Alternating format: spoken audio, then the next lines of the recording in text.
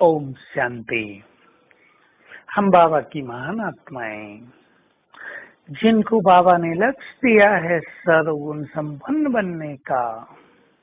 हम संगठन में रहते हैं। संगठन हमारी शक्ति है। कईयों को संगठन में रहने से डिस्टरबेंस होता है और कई आत्माएं संगठन में रहकर डिस्टरबेंस से मुक्त रहना सीख लेती हैं। जो मनुष्य संगठन में रहते हुए सबके साथ एडजस्ट कर ले, सबके साथ मिलकर चले, सबके संस्कारों से मिलन कर ले, वही सचमुच श्रेष्ठ ज्ञानी आत्मा है।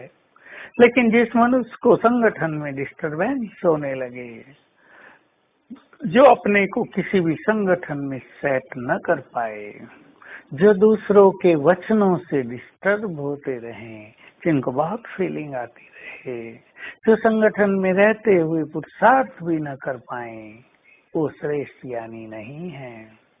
हम अपने संस्कारों को सॉफ्ट करें और पहला संकल्प करें कि हमें सबसे मिलकर चलना है, सबकी श्रेष्ठ कामनाओं को पूर्ण करना है। कामनाएं पूर्ण करने का अर्थ ये कदापि नहीं होता कि दूसरों की गलत कामनाओं को भी हम पूर्ण करेंगे, लेकिन हम सहनशील बनकर रहें, हम दूसरों के साथ मिलकर चलें। ये न संकल्प हो कि जैसा मैं चाहूं वैसे ही सब मेरे साथ चलें, बल्कि पहले ये संकल्प कर लें संगठन में जैसा दूसरे चाहते हैं वैसा हम चल कर दिखाएं। दूसरे हमको बहुत एफिशिएंट, बहुत जिम्मेदार देखना चाहते हैं, बड़ा योग्य देखना चाहते हैं, हम वैसा बन जाएं। कभी कभी संगठन में रहने वाले लोगों में अहम होता है। आप छोटे हैं तो वो आपको कुछ ना कुछ बोलते रहेंगे, आपकी खुशी छीनते रहेंगे, लेकिन इसी में आपको सीख लेना है कि मुझे अपनी स्थिति बिगाड़नी नहीं है। ये बोलते ही रहते हैं, इनका काम बोलना है और मेरे कानों में भगवान के बोल गूंजते रहें। बच्चे अचल अडोल रहो। तो दूसरे के किसी भी कारण से हम अपनी स्थिति को खोएंगे नहीं, तो हमारी शक्तियां बहुत बढ़ती जाएंगी और हम देखेंगे कि बोलने वाले बोलते ही रह गए और हम पहुंच गए अपने लक्ष्य की ओर। तो हर परिस्थिति को अपने को शक्तिशाली बनाने का साधन मान लें। हमें एडजस्ट होना है, लेकिन सेवा के क्षेत्र में हमें ये भी ध्यान रखना है कि हम अपनी जिम्मेदारियों को इस तरह निर्वाह करें कि जिम्मेदारी देने वाले प्रसन्न हो जाएं, वो हमसे निश्चिंत रहें। हमें जिम्मेदारी देकर वो कुछ भी सोचें नहीं कि पता नहीं इन्होंने किया होगा या नहीं किया होगा। साथ में किसी भी संगठन में स्वयं को एडजस्ट करने के लिए मूल जो चीज है वो है अपने संस्कार और अपना श्रेष्ठ पुरुषार्थ। कभी कभी संगठन कईयों को पुरुषार्थ भी नहीं करने देता।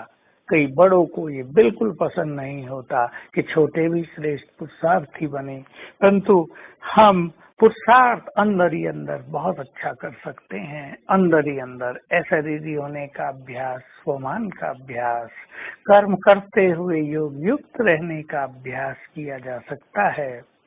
तो हम याद रखेंगे, जो जितने देह से न्यारे हो जाते हैं वो उतने ही सर्व के प्यारे बन जाते हैं। अब देह से न्यारी स्थिति के लिए न तो हमें किसी की आज्ञा लेने की जरूरत है, हमें भगवान की आज्ञा मिली हुई है, और न किसी से कुछ पूछना, न इसके लिए किसी समय की आवश्यकता है। तो हम आज संकल्प करें, जिनके भी साथ हम रहते हैं टकराव मुक्त रहेंगे, फीलिंग मुक्त रहेंगे, सहनशील होकर रहेंगे, साथ मिलकर चलेंगे, साथ लेंगे भी और साथ देंगे भी। तो संगठन हमें महान बनाने वाला बन जाएगा।